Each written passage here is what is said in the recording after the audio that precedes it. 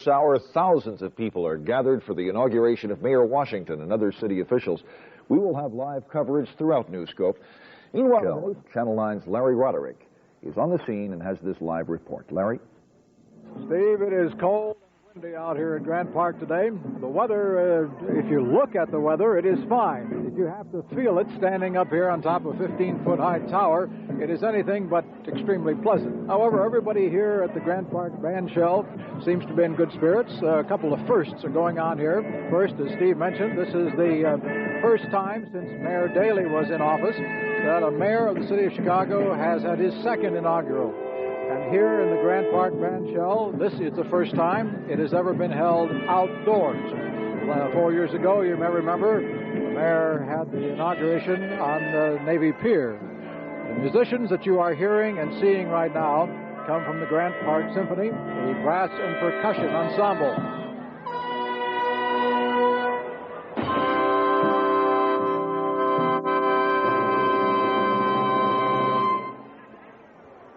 The ceremonies here will take about 2 hours in all. Mayor Washington is expected to be sworn in about 1:30 this afternoon. We will be back from time to time during the noon news and again at 1:30 this afternoon. Back to you, Steve. Thank you, Larry. Democratic presidential hopeful. Housekeeping. They have indeed sworn in the city council. They have welcomed the new members of the city council. The crowd is rather sparse. Fewer than half of this more than 10,000 people expected here today have shown up, and some of those have already gotten a little chilly and have left. The reserved seat area, indeed, even has some sparse seating, empty chairs along the front part of this reserved seating area. What we will go into now is some music, some poetry, and in just about an hour from now, Mayor Washington will be sworn in for his second term in office. Right now on the stage, the Chicago Housing Authority Youth Ambassadors Mass Choir has started several selections. Let's go up and hear them.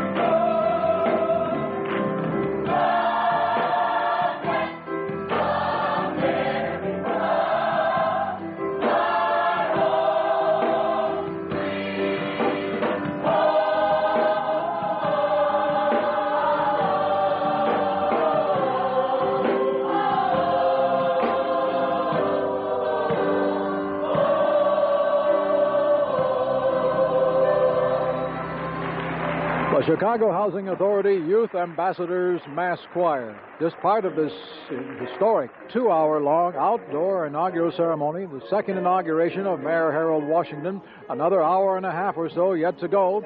We'll be back a little later. Back to you, Steve. Thank you, Larry.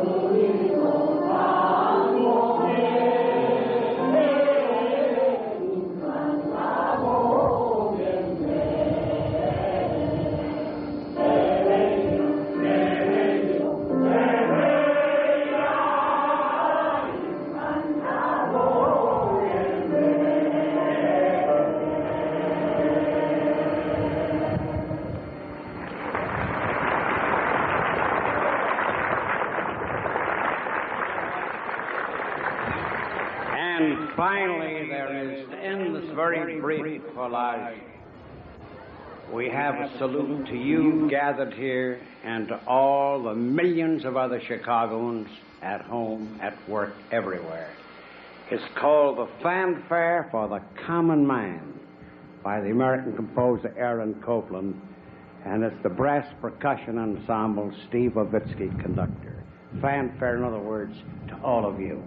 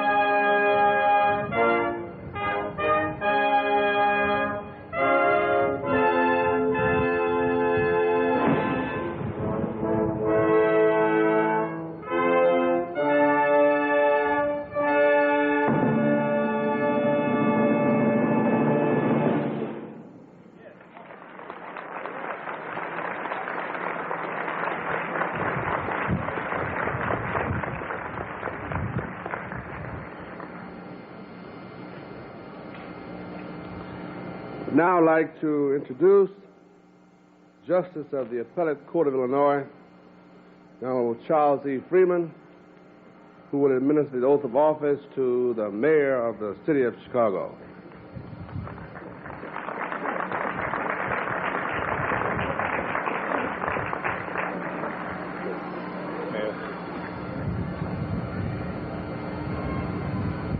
Mr. Mayor, would you repeat after me? Raise your right hand and be sworn. Insert your name at the proper time. I, Harold Washington, do solemnly swear that I will support the Constitution of the United States that I will support the Constitution of the United States and the Constitution of the State of Illinois, and the Constitution of the State of Illinois, and that I will faithfully discharge the duties and that I will faithfully discharge the duties of the office of Mayor of the office of Mayor of the City of Chicago of the City of Chicago according to the best of my ability. according to the best of my ability. Congratulations. Thank you very much.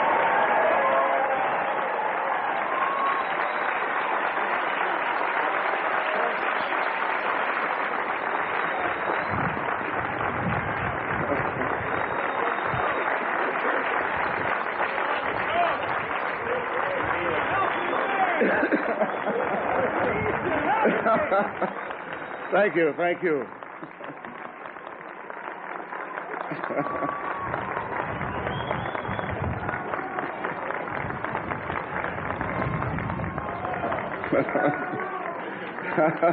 Thank you very much. Good afternoon, Chicago. And good afternoon, friends of Chicago all over the world. 150 years ago, not far from where we sit and stand today, a small company of Americans came together to create our great city of Chicago. These new Chicagoans faced the challenge of physical danger and economic disaster. They had to struggle to keep their town alive, but they weren't afraid of a fight. They had pledged themselves to a partnership to create a new city by the lake. Through all their hardships, they had a spirit, aggressive, competitive, yet seasoned by cooperation, a spirit that was the essence of a youthful republic, a spirit that one day would define America's most American city, the spirit of Chicago, truly a unique city. Today, only 15 decades later, we live in one of the great cities in the history of man. The spirit of Chicago, city of the broad shoulders, breathes into each of us new life every day and shines through our architecture and art, our parks and avenues, the vigor of our commerce, and the vitality and the diversity of our great people. And yet, once again, we're living in a time of challenge. More than ever, we need to call forth that determination and dedication that is truly the spirit of Chicago. Like those early pioneers, we stand at a fork in the road. We may choose the risk and the opportunity and the sacrifice that will restore our city, or we may fall into the path of least resistance down the road of decline. Today, here, in a setting framed by our city's grand skyline and glorious lakefront, I want to reflect on that spirit of Chicago, on the challenges that we face today, on the partnership we will need to overcome the present dangers, and on the promise that is ours if we prevail, and I'm certain we all will agree that we will. 4 years ago, we had tried to inaugurate a new chapter in the history of our great city. We began a process of renewal, changing not only how we do business, but how we view ourselves and the world. In the true spirit of Chicago, we opened city government to the fullest success by the greatest number.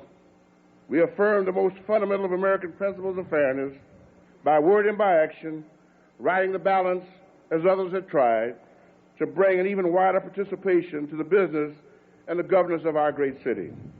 We fought for and we won, for example, the right of Chicago's minorities to full participation in our city council. We substituted administrators for political workers and brought modern management to our municipal affairs, to an enterprise which had grown into a $2 billion corporation on which the livelihoods of perhaps 8 million people, Chicagoans as well as their neighbors, so much depend. We worked with community leaders to reinvest $300 million in rebuilding our neighborhoods. We worked with business leaders for the prosperity of our downtown commercial district, which has grown at the rate of $1 billion a year over this decade and grown because my predecessors worked so hard to bring it about. We work with organized labor to bring fair and orderly collective bargaining practices to the city of Chicago. We work with the legal community and the civic leaders to pass ethics legislation seeking to eliminate both the temptation and the opportunity for corruption in public office. We fought to empower new partnerships, all citizens, community groups, business organizations, churches and schools, and professional associations to work alongside city government in the modernization of Chicago management. Those 4 years, in my opinion, were well spent. We have witnessed amazing changes in our city. Across the country and around the world, we've made it clear there's a new spirit of Chicago building on the old. Chicago is not simply a city that works. The word is out. Chicago works together.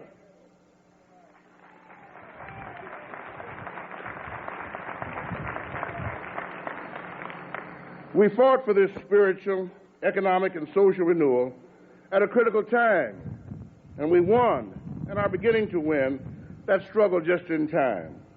Because Chicago in 1987, like every other major municipality, like every municipality, is facing unprecedented challenges to its survival.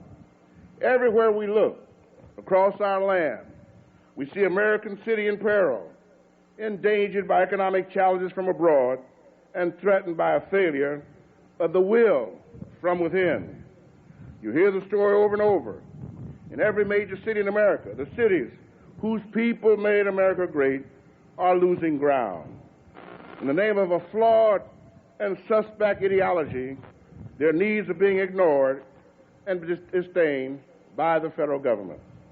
General revenue sharing, the fair return of your income tax to support your city, is gone. Grants and tax breaks for social services and for economic development have been drastically cut. Funds for the hungry, the homeless, needy, elderly, and disabled, women and children, as well as millions of middle-class families who depend on their cities for quality of life, are being made to suffer for failed economic federal policies that have added $1 trillion to our national debt. Over the past 4 years, we've taken the lead in demanding a fair return of our tax dollar to keep our cities strong. Chicago has become recognized, and should be, as a leader in the national struggle for an urban policy in the federal agenda. Now more than ever, Chicago is challenged to take the lead. Just as we are finally able to leave a local petty political bickering behind us, the new spirit of Chicago is aroused to greater trials, perhaps the most important challenge our generation will face. In 1837, the same year our city was incorporated, a great national depression nearly ruined the city, and many other cities as well, wiping out land holdings and life savings. In 1847, when we were only 10 years old and only 16,000 in number, even before we had paved our streets, we were host of America's first great national protest meeting. 20,000 people came to Chicago from east, west, north, and south. Cosmopolitans like Horace Greeley of New York Tribune, and country lawyers like young Abraham Lincoln from downstate Illinois. They came together in this place to protest federal neglect of the cities and towns across America, déjà vu. They helped to focus federal priorities on development of a continent of cities, and in the years between their protests and our contemporary plight, the federal government did indeed develop a partnership with these cities. And through mutual support, the prosperity of those cities created for America the richest, most productive society our planet has ever known. Now that partnership is crumbling, falling apart. Cities are treated like failed industries, cut off from the central economy, left to sink or swim, if they can. The survivors urged to vote with their feet and to migrate to defense industries in the Sun Belt. The halt, the lame, callously disregarded like so much worn-out furniture, like flotsam and jetsam. Now, once again, our way of life is in trouble, and it is in our cities where we know that firsthand. America is bleeding in our streets and alleys, in our stairwells, in the corridors of our schools. America's cities are on a critical list. We must not be timid or halfway in our response to that critical need. We have found that we must act to save ourselves, not just in Chicago, but all across the entire commonwealth of cities that has created an urban America. We have mobilized, for example, through the United States Conference of Mayors, the League of Cities, and other coalitions to take care of our people, because that is our responsibility and not the reason why. We have acted urgently because the need is great. Today, almost 1/4 of our children, for example, are living in poverty. 2/5 of our Hispanic children, over 1/2 of the black children, little ones younger than 7 years old, wake up each morning suffering the physical abuse of hunger. These are the highest rates we've ever seen ever in the history of this country. Their hunger is unacceptable. Employment has stayed above 7% for almost 6 years. The last time that happened was during the Great Depression. An entire generation is growing up, going to school, studying and celebrating the 200th anniversary of the American Constitution without any certainty that they will ever join the ranks of productive working Americans. The unemployment is unacceptable. Nationally, 1/4 of our graduating classes are not graduating, an incalculable waste for our society. In Chicago, almost half of our boys and girls never finish school, a tragic human loss for them and their families, and an economic injury for our city and our nation. That dropout rate is unacceptable. Mothers and babies, children and youth, the elderly, all those whose shelter depends on federal assistance are threatened by the prospect that they may join the ranks of the homeless, as 70,000 units of public housing is abandoned each year. It is reported that 900,000 federally subsidized but privately owned apartments could vanish in the next decade. That destruction of our homes is unacceptable. The economic inequality worsens. While the overall poverty rate in America is at 11%, it is 32% for blacks, 25% for Hispanics. That inequality is unacceptable. We do not accept the abandonment of the peoples of America's cities. We will not allow our citizens to be written off as bad debts. Throughout Chicago history, when we have faced such crises, we have summoned our resources and developed partnerships, groupings, coalitions. We have reawakened the power to redirect our priorities. And now, once again, we are called to the challenge. We must apply the lessons of the past to the challenges of today. If we have learned one thing in this generation, in Chicago, it is that bossism is not leadership, and leadership is not bossism.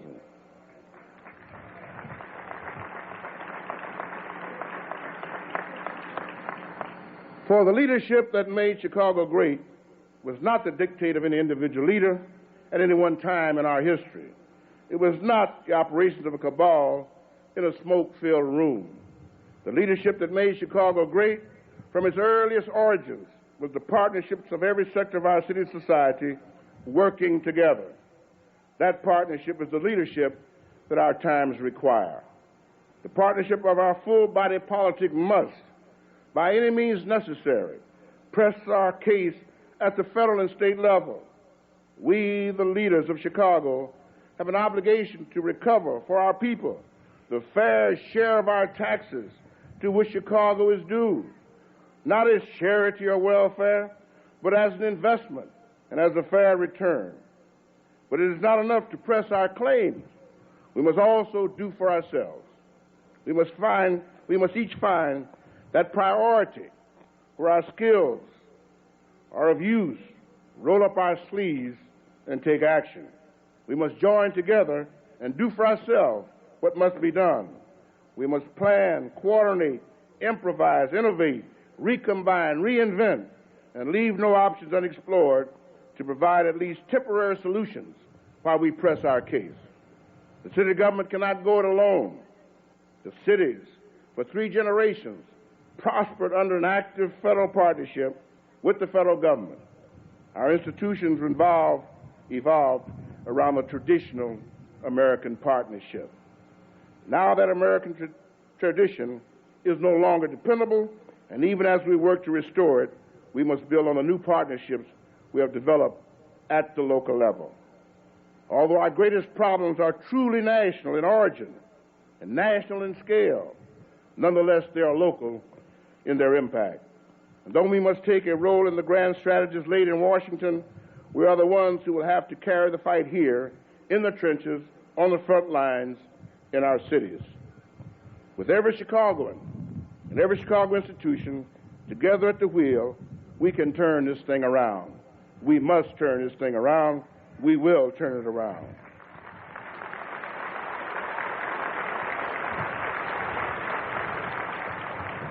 Our most urgent need is for jobs.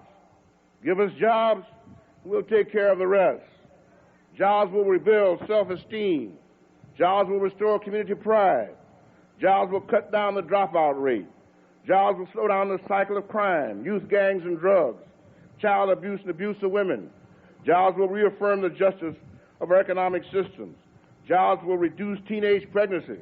Jobs will ultimately end the human tragedy of welfare dependency. We must not be satisfied with anything that can be achieved on a local level alone. We must work to change America's priorities, to turn our welfare programs into job programs, to redirect defense spending into domestic spending that creates jobs.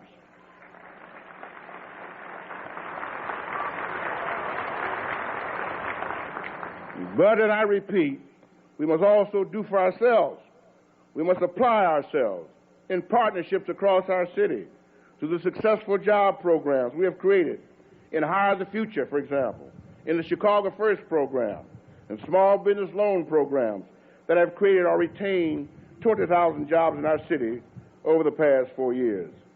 Jobs are our top priority, for unless the young and the working-age city work dwellers go back to work again, nothing else will truly matter. An equal priority is our educational system. We need the full partnership of the body politic to recognize their stake in the success of our schools, to join in the effort to provide a supportive environment for the very young, reinforcement for those in the middle grades, with special attention to the problem of illiteracy, and career counseling with job incentives for high school students. Every student dropout of a high school is a personal tragedy from whom each of us must feel personally responsible. We must work with the state of Illinois to provide a network of resources that challenge requires. And we must respond to the national crisis in education and work with other cities to insist on new funds from the federal level. But we must also do for ourselves. We must work together over the next 4 years through, for example, our educational summit and the learn-earn incentives that we envision, and a host of new church and community and corporate efforts to help our young people excel in school, nay, just get out of school. The quality of life for them any farther. So, CHA, for example, is a clear indication that major priorities are going to have to be placed there. On one specific issue that's a hot one that's on the front burner right now, the development of the stadium for the West Side. Would the development of that stadium, in your view, would that be good for the base or bad for the base? And is that not a ticking political time bomb that's in the mayor's lap at the moment? Well, it is a time bomb, no question about it. And I'm frankly ambivalent on that matter. There are a lot of people who live in that area who just don't want to see a stadium over there, and they've spelled out why. So the mayor is going to have to carefully examine that situation to see whether black residents of that area would benefit, or if corporate Chicago would benefit. Bruce, when I said Bruce earlier, I wanted your overview of the mayor's speech. You went into questioning, which was fine, but you've been around a long time. What do you think? I don't think there were any surprises today. I think the mayor returned to kind of traditional federal government bashing. There's not enough money from the state. There's not enough money from the federal government, stating the priorities of jobs, education, and housing. That certainly couldn't have surprised anyone. The mayor of any large city in the United States certainly could have picked out those three as the priorities. So it didn't surprise me. There didn't seem to be the excitement and the electricity in the crowd that there was 4 years ago, but to some, the novelty is perhaps worn off. The speech was not electrifying, and I don't know whether it was on this program or where, but the mayor said he was really going to come in with an inauguration speech that was really going to... He told me it was going to be a surprise. Really going to be a surprise. It was your interview with him at City Hall just before the election, and a certain point was made. We're really going to make some news that day. So I kept waiting. Now, the one thing I'll say about this speech is that if you were just to take the second half of it, it's the speech that a presidential candidate could make if the presidential candidate were basing his or her candidacy on urban America. It seems to me that he is trying to play and the New York Times had a front page story today suggesting he's going to play more of a national role. Do you think that's true, and do you think he can succeed at that? Next year is presidential year. I think he sees himself very much as the sort of urban kingmaker in the mold of Mayor Daley. More and more, I think he sees himself as the successor to Mayor Daley with his own political operation, his own apparatus. That's also a time bomb because of the Reverend Jesse Jackson's impending candidacy. Mayor Washington is going to be up against the wall in the black community, and if he does not this time really support Reverend Jackson, I can see some serious problems in his base. I'm sorry, Bruce, go ahead. By supporting Jesse Jackson, though, he may help himself in his base in Chicago, but does he really help himself as a national political player in the game if he endorses someone who, in all likelihood, does not have a chance to go all the way and win the nomination? Well, you see, I differ with you on that. I think this time Jesse has a chance. It's a long shot chance, but he does have a chance. Now, I simply feel that Mayor Washington is going to have to make a decision. Is he going to seek to be a great national leader, or is he going to seek to be a local leader, and is he going to go with his clear political base? To me, it's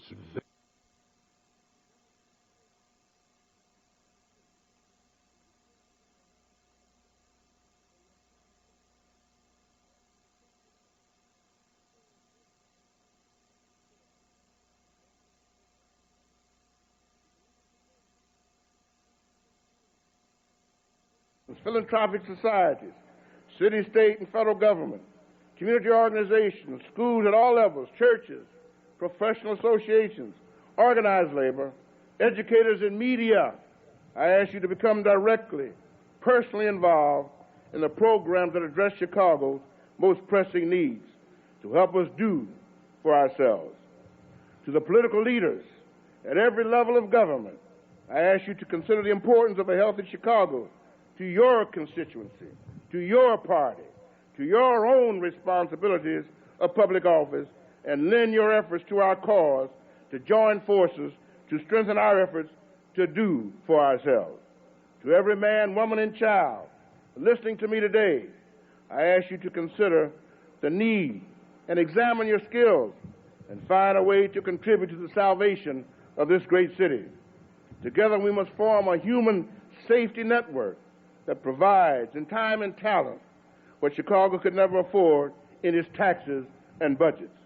In return for your investment, in return for your sacrifice, in return for your effort, I promise you this, that you will be the richer for what you have invested, that you will be the happier for the troubles you have absorbed, that you will be the healthier for the affliction you confront for the sake of your great city.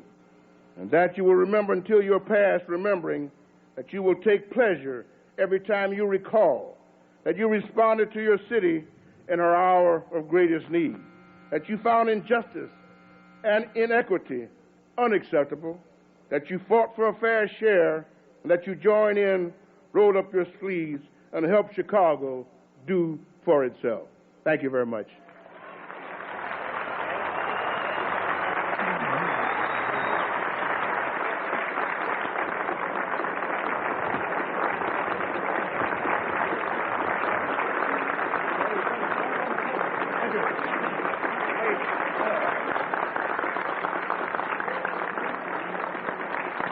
First time it has been done in the open air in Grant Park at the Petrillo Bandshell. Mayor Washington calling it a new spirit building on the old. Among other things, he blasted the elimination of revenue sharing, said there are many things that are wrong with society. He said among those are the problems with education, the lack of jobs, and he said the worst economic climate since the Depression. In a way, it harked back to the days of John F. Kennedy when he said, ask not what you can do, what your country can do for you, but what you can do for your country. Mayor Washington today is saying we all need to work together a quote that is of special interest here and very... The most interesting things I heard, Jane Byrne and Michael Bolandic sitting on the dais, he spoke well of his predecessors who worked to bring about business development. 4 years ago, we heard him slap Jane Byrne pretty hard about what had happened in past administrations. I think in that comment, while he paid credit to his predecessors for the things they had done that had brought $1 billion worth of growth a year over the past decade to the downtown area of Chicago was the reference in which he made that. I think we also have to remember there was another place in which he did take a mild slap at even the memory of Richard Daley and Jane Byrne, when he said bossism is not leadership and leadership is not bossism, and he said leadership in Chicago was not any one leader at one time, nor was it any backroom cabal. It has to be bigger than that.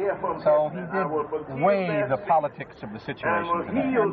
And that backroom cabal was a direct reference to Jane Byrne's labeling of Ed Radoliak, Michael Bolandic, and the others an evil cabal, if you recall, when they were discussing the taxi affairs some time ago, which helped catapult Jane Byrne into office. He touched all bases in this speech. But at the same time, he didn't hit as hard. The bases were touched. He did not dismiss those concerns because they're still concerns.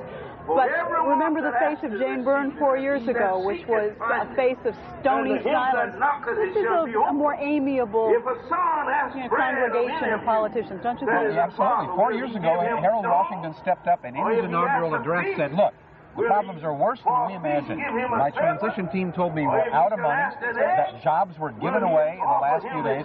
Those were very harsh words for an inauguration. That salaries are too high, that we've got to make cuts in departments, that we've got to lay off people.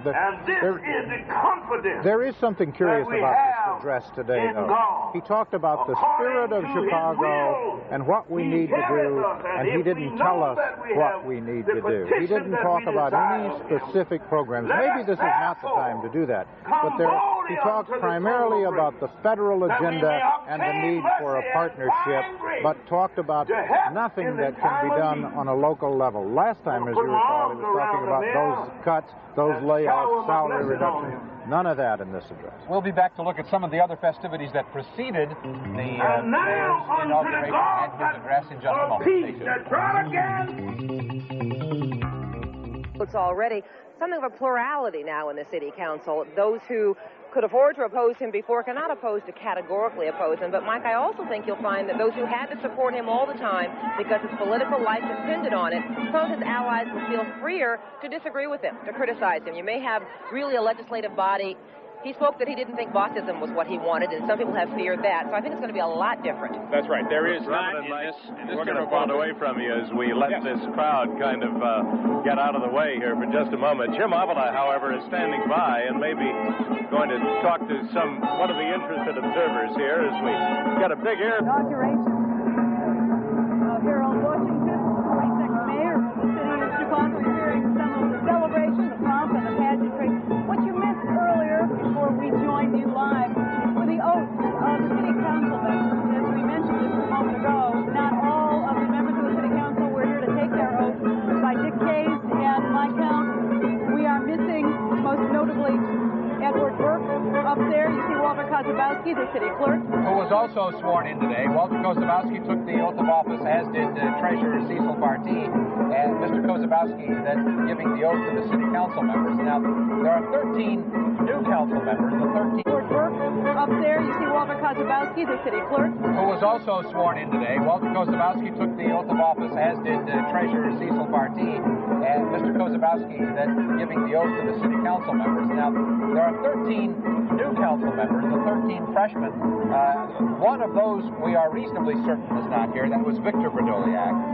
And then among the other aldermen who are also repeating the oath, since they've already in fact been sworn in, this was all ceremonial, of those other aldermen, we think that Alderman Ed Burke was not here today. Well, and Burke in fact had said that he thought he might have something else to do. Alderman Kristiniak was one of the few Southwest Side aldermen who was here. Who we could identify. Dubinsky was not here, Burke was not here, Kellum was not here, Patrick Hewells from the 11th Ward, but Rich Daley was here, and the Thomas state's attorney. Hines, as I understand it, is here. Madrick and Sheehan were not here. Thomas Hines was here. So were, by the way, Dan Walker and Gene Stratton, two former governors. But Those Southwest Side committeemen who were not here, and some of their congressmen, are the people that Mayor Washington is going to have to contend with. They were basically the 10 people, or 8 or 10 people, who were cut out in the last council vote when the council reorganized. And so those basically are the people who are missing. What do you think of this format, the outdoor format in Grant Park, when, according to the mayor's office, every single Chicagoan was invited? Well, every single Chicagoan didn't show up. In fact, we were told that among the, we think there were 4,000 VIP seats, those chairs behind us up close to the stage, and we were told it didn't look like those would fill up. So just before the ceremony is officially beginning at noon, they in effect opened the gate, opened up those VIP seats to the public to kind of fill out the crowd. So they didn't get the turnout they probably wanted. But what about the format, the outdoor ceremony? It's a populist format. I mean, you can argue that it feels more inclusive of Chicago simply because people could bring their lawn chairs here, they could bring their picnic baskets and watch the swearing in of their city officials. At the same time, you're right, there isn't the kind of outpouring. And I wonder if 4 years ago this same format had been instituted, if we would have in fact seen Grant Park filled up, because then it was really the event of the century for Chicagoans. It was the first time that we saw the mayor. And there you see the mayor right now shaking hands with those who seek to congratulate him on what is clearly a bright day, both weather-wise and politically. You will notice that the mayor was sworn in his suit coat, and then because the bandshell itself is in full shade, before he began the inaugural address, he put on his overcoat because it's quite chilly down there, even a little chilly sitting up here where the lake breeze is coming in. I think also if there was a moment that might have been Harold Washington's during this entire ceremony, it was ironically the CHA choir. The CHA has been the thorn in his side, especially pivot point of in controversy recent days. for weeks now. I mean, a great problem for Harold Washington. But there you see the CHA choir, and what you're about to see, it's really a wonderful celebration out here today. And I was thinking, as this performance was taking place a bit earlier, because we're in Grant Park, because you are outdoors, I felt a little removed from the CHA choir. I think if we had been back at Navy Pier where we were 4 years ago, we had a confined space with this sound booming off the rafters, I think everybody would have gotten into the feeling of the moment a bit more. You might have had more hand clapping. You might have had more people standing up. Even in the VIP crowd, I would guess maybe only a third of the crowd or a quarter of the crowd, when the CHA choir really started to rock, stood up. They did this, God Bless America, and then they did We've Got It, We've Got Victory was their next song. And that one that should have brought down the house was exciting, but it was also outdoors.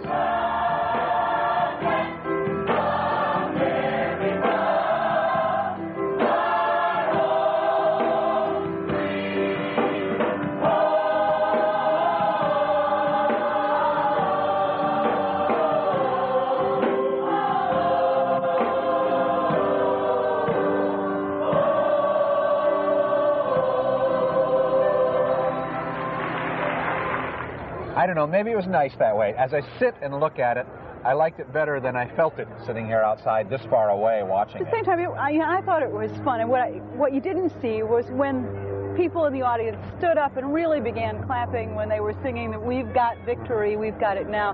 That was a genuine kind of personal moment for, if there was a people's moment at this celebration, I think that was it more than any other. Because the rest of it was really quite a formal ceremony, despite the surroundings. Ever the pessimist, though, I've got to come back to something you said. The CHA is his big problem at the moment. Brenda Gaines, the interim executive director, is here. Reverend B. Herbert Martin, the new chairman. Tomorrow, the city council is going, probably tomorrow or the next day, going to have to take a vote on whether to lend the CHA bailout money. And I don't know whether those people who weren't here today is indicative of the kind of fight we can expect tomorrow. He has enough votes. That's the difference. Well, the difference is, and I was looking at my little scorecard of votes. I mean, he's got 25 hard votes. We know that. Plus, when you count Figueroa of 31 and Schiller of 46, he's got 2 more. I mean, you figure he's got his swing in there. He got 40 votes for his council reorganization. You know what's interesting, though? Council wars probably is over, and indicative of that was the vote on the bailout loan in committee the other day. Helen Schiller voted against it because she was concerned that they might be selling off housing stock and jeopardizing housing. So maybe we are going to have a real democratic city council this time around, and maybe that's why the mayor oozing a new confidence today. I think one other point of interest. The moment of history is past. We are no longer uncomfortable.